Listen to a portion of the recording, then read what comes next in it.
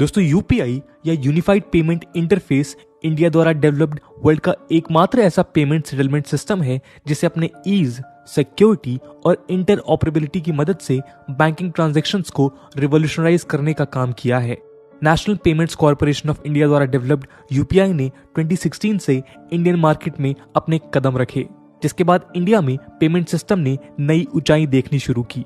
अपने लॉन्च के बाद जिस सिस्टम के सक्सेस को लेकर कई एक्सपर्ट्स एक समय पे डाउटफुल हुआ करते थे, आज यूपीआई के वाइड स्प्रेड डोमेस्टिक और इंटरनेशनल पॉपुलैरिटी ने उन्हें चौंकाने का काम किया है। दोस्तों, आज यूपीआई एक ऐसा प्लेटफॉर्म बनकर उभरा है जिसकी मदद से इंडिया डोमेस्टिक मार्केट के अलावा इंटरनेशनल फाइनेंशियल सिस्टम के ह्यूज अनटैप्ड पोटेंशियल को एक्सप्लॉइट करने के प्लान में है। आरबीआई और कई दूसरे देशों के सेंट्रल बैंक्स के बीच हुए पैक्ट्स इंडिया के इन अपकमिंग स्ट्रेटजीज की ओर इशारा करते हैं। इसके अलावा हमारे देश के अंदर भी फाइनेंशियल इंक्लूजन और डिजिटल लिटरेसी के साथ यूपीआई ने credit cards, debit cards, net banking और ई वॉलेट्स जैसे एस्टैब्लिश्ड प्लेटफॉर्म्स को चैलेंज कर अपनी अलग उपस्थिति दर्ज की है।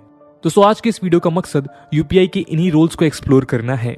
आज इस डिस्कशन के माध्यम से हम यूपीआई द्वारा क्रिएटेड इस इम्पैक्ट पे चर्चा करेंगे जिसने इंडिया समेत पूरे वर्ल्ड के फाइनेंशियल एक्सपर्ट्स को अट्रैक्ट किया है।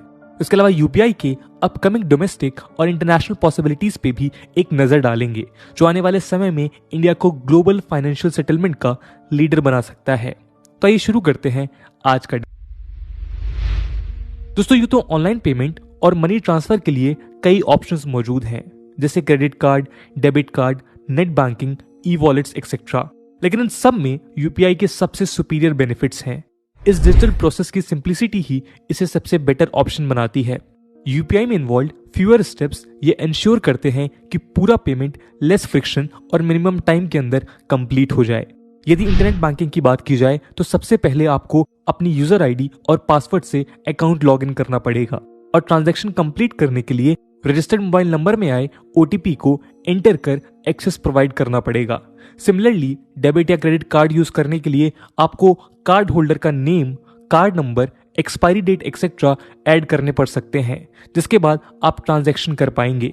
वहीं इन सब के विरुद्ध यूपीआई बेस्ड सिस्टम करने के लिए आपको अपनी केवल यूपीआई आईडी एंटर करनी है, जहां से पेमेंट रिक्वेस्ट डायरेक्ट आपके यूपीआई ऐप में भेज दी जाती है। अब केवल आपको अपना ऐप ओपन कर पिन एंटर करते हुए पेमेंट अप्रूव करना रहता है। दोस्तों, पीयर टू पीयर ट्रांजैक्शंस के लिए भी नेट बैंकिंग ट्रांजैक्शंस में आपको बेनिफिशियरी के सारे अकाउंट डिटेल्स ऐड करने पड़ते हैं और इसके कुछ समय बाद ही बेनिफिशियरी एक्टिवेट होते हैं। लेकिन यूपीआई के केस में ऐसी जटिल प्रक्रिया से नहीं गुजरना पड़ता, ना ही किसी तरह की वेटिंग पीरियड फेस करनी पड़ती है। इसके अलावा वो लोग जो यूपीआई प्लेटफॉर्म पे एक्टिव नहीं हैं, उन्हें भी एक यूपीआई यूजर केवल अकाउंट नंबर और आईएफएससी कोड की मदद से फंड्स ट्रांसफर कर सकता है। दोस्तों, यदि यूपीआई को ई वॉलेट्स के साथ कंपेयर करें तो इस केस में भी यूपीआई एक बेटर प्लेटफॉर्म बनकर उभरता है। दोस्तों, ई वॉलेट्स भी ऑल्दो बिना बेनिफिशियरी ऐड किए पेमेंट ऑप्शन ऑफर करते हैं, लेकिन इसके लिए यूजर को पहले अपनी ई वॉलेट लोड करनी पड़ती है। इसके अलावा ई वॉलेट यूज करने के लिए यूजर को एक सेपरेट केवाईसी प्रोसेस से गुजरना पड़ता है। वहीं यूपीआई के केस में किसी भी एडिशनल केवाईसी की जरूरत नहीं पड़ती। इन सारे कंपैरिजन को देख ये कहा जा सकता है कि जब तक यूपीआई ट्रांजैक्शंस में गवर्नमेंट कोई एडिशनल चार्ज नहीं ऐड करती, तब तक ये ईज, सिंप्लिसिटी और सिक्योरिटी पैरामीटर्स को देखते हुए इंडिया का बेस्ट पेमेंट ऑप्शन बना रहेगा। दोस्तों, 2016 में लॉन्च्ड यूनिफाइड पेमेंट इंटरफेस का अल्टीमेट पर्पस गवर्नमेंट द्वारा बैक मनी को कर्व करते हुए ज्यादा से ज्यादा ट्रांजैक्शंस को टैक्स डिपार्टमेंट के परव्यू में लाना था। इसी कारण से इनफॉर्मल इकोनॉमी के मेजॉरिटी ऑफ प्लेयर्स, जिसमें सबसे बड़ी संख्या छोटे बिजनेसमैन की थी, वो अपना बिजनेस कैश डोमिनेटेड बनाए रखना चाहते थे। इसी कारण गवर्नमेंट ने आरबीआई के through national corporation of India यानी कि एनपीसीआई को अगस्त 2016 में लॉन्च किया। यूं तो इनिशियली एनपीसीआई द्वारा लॉन्च यूपीआई के एडॉप्शन में कुछ मुश्किलें आईं, लेकिन समय के साथ यूपीआई ने अपनी क्रेडिबिलिटी प्रूव की और जून 2021 आते आते एनपीसीआई ने 2.8 बिलियन ट्रांजैक्शंस कंडक्ट किए, जिसकी वैल्यू ₹5,47,373 करोड़ थी। दोस्तों, मार्च 2021 में यूपीआई ने 2.73 बिलियन ट्रांजैक्शंस कंडक्ट किए, जिसकी वैल्यू 5.04 लाख करोड़ रुपीस थी। दोस्तों, ये आंकड़ा तब देखने को मिला जब सेकेंड वेव लेड लॉकडाउन में कई नॉन एसेंशियल बिजनेसेस बंद थे ऑल्दो कुछ एनालिस्ट इसी लॉकडाउन को यूपीआई रीच के बढ़ने का कारण भी मानते हैं, जिसके तहत ज्यादा से ज्यादा लोगों ने यूपीआई बेस्ड प्लेटफॉर्म्स में खुद को इंटीग्रेट किया। दोस्तों, इन आंकड़ों को यदि एनालाइज किया जाए तो हम ये कह सकते हैं कि on an average her transaction पे लगभग 2000 रुपीज ट्रांजैक्ट किए गए हैं। लेकिन ये अमाउंट इंडिया के किसी एवरेज ट्रांजैक्शन जैसे कि वेजिटेबल वेंडर या दूसरी डेली नीड आइटम की कॉस्ट को एक्सीड करता है। इसका मतलब हुआ कि यूपीआई यूजर्स अपने अलग अलग रिक्वायरमेंट्स पे भी यूपीआई बेस्ड प्लेटफॉर्म से पहले के मुकाबले ज्यादा स्पेंड कर रहे हैं। दीपक एबॉट एक फिनटेक एक्सपर्ट और इंडिया गोल्ड के को फाउंडर हैं, जो बताते हैं कि हो सकता है कि आने वाले समय में यूपीआई हर मंथ भले ही 10% के रेट से ना बढ़े, लेकिन यूपीआई की ग्रोथ ट्रेजेक्ट्री बनी रहेगी। बीते समय में यूपीआई की majority of transactions although peer to peer basis पे ही किए गए थे, लेकिन पिछले कुछ महीनों में पीयर टू मर्चेंट ट्रांजैक्शंस ने भी ग्रोथ हासिल की है। ये पीयर टू मर्चेंट डोमेन अपने साथ ग्रोथ का एक मैसिव स्कोप लेकर आया है, जहां एक और कन्वीनियंस के कारण ज्यादा से ज्यादा यूजर्स यूपीआई से जुड़ते चले जा रहे हैं, वहीं लॉकडाउन ने रिटेलर्स को भी अपना बिजनेस कंटिन्यू करने के लिए इस पेमेंट ऑप्शन को अडॉप्ट करने पे मजबूर किया है। मिस्टर दीपक का यह भी मानना है कि कई सोलो एंटरप्रेन्योर्स और बिजनेसमैन जैसे plumber, mechanics, utility service providers, जो भले ही मर्चेंट की तरह यूपीआई से रजिस्टर्ड नहीं है, वो भी आज यूपीआई अडॉप्ट कर रहे हैं, जिससे यूपीआई के ट्रांजैक्शन वॉल्यूम्स बढ़ते चले जा रहे हैं।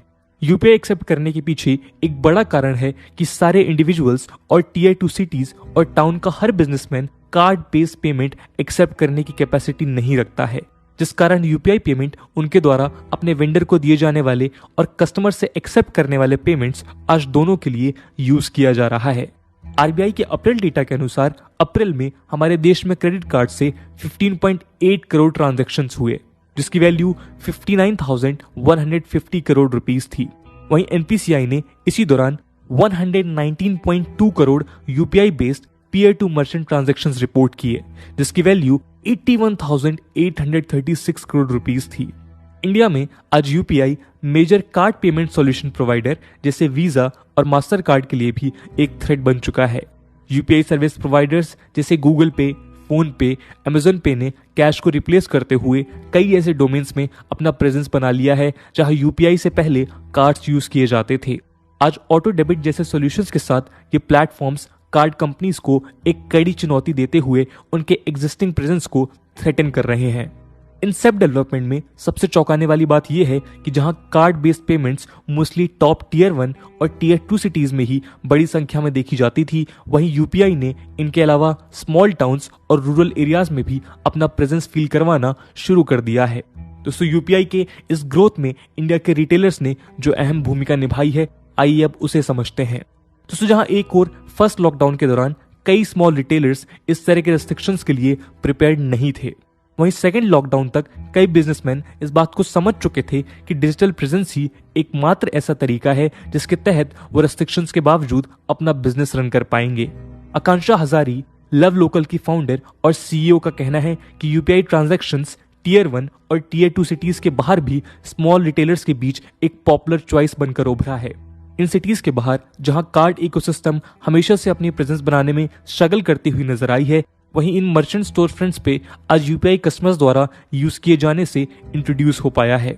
इस बात की पुष्टि पेमेंट गेटवे रिजर्व पे द्वारा भी की गई है, जिसके अनुसार यूपीआई आज स्मॉलर सिटीज में डिजिटल एडॉप्शन ड्राइव कर रहा है, जहां सर्वाइवल के लिए बिजनेस पर्सन डिजिटल सॉल्यूशंस की ओर अपने कदम बढ़ा रहे हैं। शशांक कुमार, रिजर्व पे के को फाउंडर और सीटीओ का कहना है कि इस ऑल टाइम स्पाइक के पीछे यूपीआई एक मेजर कंट्रीब्यूटर है। अपने ईज ऑफ यूज और फास्ट ट्रांजैक्शंस के कारण अप्रैल में पीरियड में जब बिजनेसेस थोड़े स्लो हो रहे थे, उस सिचुएशन में यूपीआई ने मार्केट की मदद की। मिस्टर शशांक ने बताया कि उन्होंने रिजर्व पे में भी ट्रांजैक्शन वॉल्यूम्स में ग्रोथ देखी। अप्रैल में जून के दौरान ओवरऑल डिजिटल पेमेंट ट्रांजैक्शन में 76% की ग्रोथ देखने को मिली। जैन फेब मार्च के कंपेयर में अप्रैल में जून में यूपीआई ने रिजर्व पे प्लेटफॉर्म पे लगभग 230% की ग्रोथ विटनेस की। इस ग्रोथ में ई कॉमर्स ने 381%, एडटेक ने 311%, गेमिंग ने 250% और हेल्थ केयर ने 192% से सबसे ज्यादा एडॉप्शन रेट देखी। मिसेस शशांक का यह भी कहना था कि आज से 1 साल पहले तक जहां यूपीआई इंडिया का सेकंड प्रेफर्ड पेमेंट सिस्टम हुआ करता था, वहीं आज डेबिट और क्रेडिट कार्ड्स को ओवरटेक करते हुए यूपीआई सबसे फेवरेट सिस्टम बनकर उभरा है। इस रेस में यूपीआई ने नेट बैंकिंग और ई वॉलेट्स को भी पीछे छोड़ दिया है।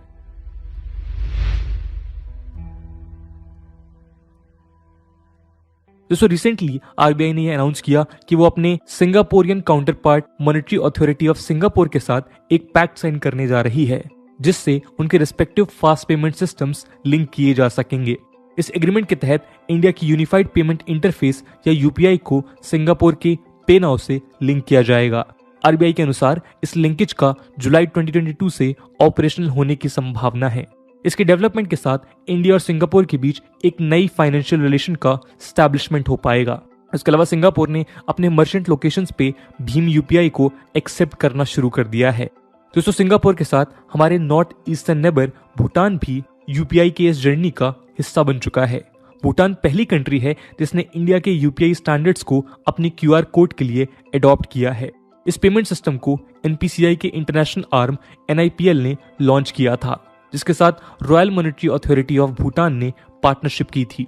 दोस्तों इन सारे डेवलपमेंट्स के अलावा India based UPI platform middle east में भी अपना प्रेजेंस बना रहा है। नेटवर्क इंटरनेशनल मिडिल ईस्ट और अफ्रीका में डिजिटल कॉमर्स इनेबलर है। उसने एनआईपीएल के साथ एक मेमोरेंडम ऑफ अंडरस्टैंडिंग साइन की है, जिसके तहत आने वाले समय में यूपीआई को यूएई के फाइनेंशियल डोमेन में एक्सेप्ट किया जा सके। इस बात की संभावना जताई जा रही है कि नेटवर्क इंटरनेशनल के यूएई स्थित मर्चेंट नेटवर्क में UPI based mobile payment solutions का कमेंसमेंट 2022 के फर्स्ट क्वार्टर तक शुरू हो जाएगा। इसकी शुरुआत कंपनी के की रिटेल मर्चेंट पार्टनर आउटलेट्स जैसे ज्वेलरी शॉप्स, सुपरमार्केट्स और ड्यूटी फ्री रिटेलर से होगी। दोस्तों इन सारे रीसेंट डेवलपमेंट ने एक बात साफ कर दी है कि इंडिया जैसी यूनिक यूपीआई सिस्टम की डिमांड आज पूरे वर्ल्ड में है। जहां एक और कोरोना वायरस ने ग्लोबल फाइनेंशियल ऑर्डर को चेंज कर दिया है, वहीं इस पैंडेमिक ने हमारे सामने कई ऐसी अपॉर्चुनिटीज भी ओपन की है जो इंडिया के ग्लोबल रोल को पूरी तरह बदल दे। यूएसए आज ग्लोबली किसी भी कंट्री पे सैंक्शन केवल इस कारण इंपोज कर पाता है क्योंकि मेजॉरिटी ऑफ वर्ल्ड आज ट्रेड डॉलर्स में कंडक्ट किया जाता है। इसके अलावा स्विफ्ट जैसे इंटरनेशनल पेमेंट सेटलमेंट सिस्टम ने भी यूएसए द्वारा डिक्टेटेड पॉलिसीज को इंप्लीमेंट कर एक नेचुरल इंटरनेशनल पेमेंट सिस्टम की डिमांड को पुश किया है। जहां एक और इस गैप को फुलफिल करने के लिए चाइना आज न्यूमरस अटेम्प्ट ट्राई कर रहा है, वहीं इंडिया यूपीआई की मदद से चाइना को आसानी से ओवरटेक कर सकता है। यूपीआई के इजी, सिक्योर और यूजर फ्रेंडली प्लेटफॉर्म के अलावा ग्लोबल पॉलिटिक्स में इंडिया द्वारा प्लेड एक अनबायस्ड रोल और ह्यूज इंडियन मार्केट हमारे लिए लेवरेज का काम करेगी। दोस्तों आज यूपीआई इंडिया के लगभग हर एक फाइनेंशियल सेक्टर में इंटीग्रेट होता चला जा रहा है, लेकिन एक्सपर्ट्स के अनुसार इसके प्रॉपर रूरल पेनिट्रेशन में अभी और थोड़ा समय लग सकता है। इसके पीछे का प्रमुख कारण है रूरल इकोसिस्टम में स्मार्टफोन्स का लैक और मोबाइल फोन एक्सेस में ह्यूज जेंडर गैप। जहां एक और स्मॉल टाउन्स और सिटीज में विमेन के पास हाउस होल्ड स्पेंडिंग्स के अलावा मोबाइल फोन का एक्सेस भी होता है, वहीं रूरल सोसाइटी में ये शिफ्ट होना अभी बाकी है। एडिशनली जनधन योजना ने रूरल पॉपुलेशन के बीच बैंक अकाउंट का एक्सेस तो एक्सपैंड किया है, लेकिन इस योजना ने विमेन को उनके अकाउंट का कंट्रोल उस हद तक एस्टैब्लिश नहीं किया है जितनी की जरूरत है। दोस्तों इसके अलावा हमारी इकोनॉमी में भी स्मॉल और मीडियम बिजनेसेस का एक एंटायर इकोसिस्टम है जो यूपीआई ट्रांजैक्शन का उनके टैक्सेस पे पड़ने वाले इम्पैक्ट को लेकर कंसर्न्ड है। डिमोनेटाइजेशन के एक्सपीरियंस के बाद भी ट्रेडर्स का ये सेगमेंट आज कैश बेस्ड ट्रांजैक्शंस पे रिलाई करता है। दोस्तों डोमेस्टिक के अलावा इंटरनेशनल फाइनेंशियल सेक्टर की बात की जाए तो यूपीआई द्वारा बिना किसी चार्ज के इंटर ऑपरेबिलिटी प्रोवाइड कराना कई बैंक्स द्वारा अप्रिशिएट नहीं किया जाता है। इसके साथ ही दूसरी कंट्रीज के सेंट्रल बैंक्स को इस पेमेंट सिस्टम की डिपेंडेंसी इंश्योर करना एक अपकमिंग टास्क है। लेकिन यदि इंडिया अपने सामने आई इन चुनौतियों को ओवरकम करने में सक्षम हो जाता है तो इस बात पे कोई संदेह नहीं है कि आने वाले समय में इंडिया यूपीआई की मदद से ग्लोबल फाइनेंशियल ऑर्डर को लीड करता हुआ नजर आएगा। तो दोस्तों ये थी कहानी यूपीआई की और कैसे आगे चलकर यूपीआई का डोमिनेंस पूरे वर्ल्ड में हो सकता है। इस पूरे मुद्दे को लेकर आपका क्या ओपिनियन है कमेंट सेक्शन में जरूर बताइएगा। आज की वीडियो के लिए इतना ही। आई होप आपको वीडियो पसंद आई होगी और अगर पसंद आई है तो अपने दोस्तों के साथ शेयर करना मत भूलिएगा। हम मिलते हैं अगली वीडियो में, तब तक के लिए जय हिंद, जय भारत।